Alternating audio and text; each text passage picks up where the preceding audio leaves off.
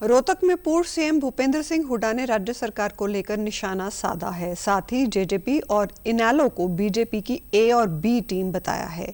ये बातें उन्होंने रोहतक स्थित अपने निवास पर प्रेस वार्ता में कही। साथ ही भूपेंद्र सिंह हुड्डा ने कहा कि आज शहरों और गांवों में जल भराव की भारी समस्या हो गई है।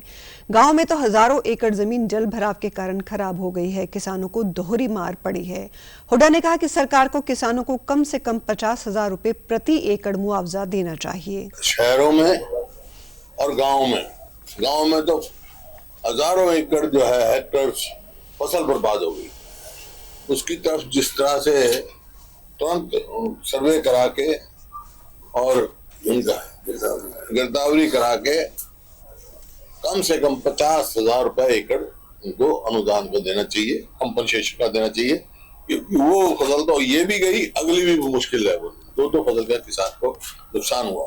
और शहरों में तो सीवरेज साफ नहीं करेंगे, सफाई के आप देख रहे जगह जगह गंदगी के ढेर पड़े हैं। ऐसा पहले हमने कभी नहीं देखा। सफाई का ठेका देते हैं लेकिन सफाई नहीं होती। ये आप देखें, भिवानी गया मैं, भिवानी में भी यही हाल था।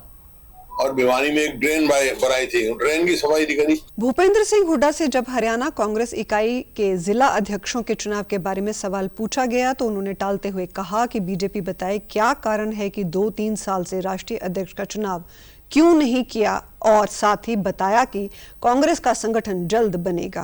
2 साल से बताओ कारण, मेरे से पूछ गया तो बताओ कारण। जल्दी बनेगा, पता है कितने घोटाले हुए, कितना जुर्माना लगा, HPSC पे लगा, सबऑर्डिनेट सर्विस कमीशन में लिखा। अब भी हाई कोर्ट ने कहा क्यों ना तुम्हारे पे अपमाना का केस लगा जाए subordinate service commission. Collector rate की बात कही, कलेक्टर रेट जो है 10% से लेके 145% तक बढ़ाए हैं।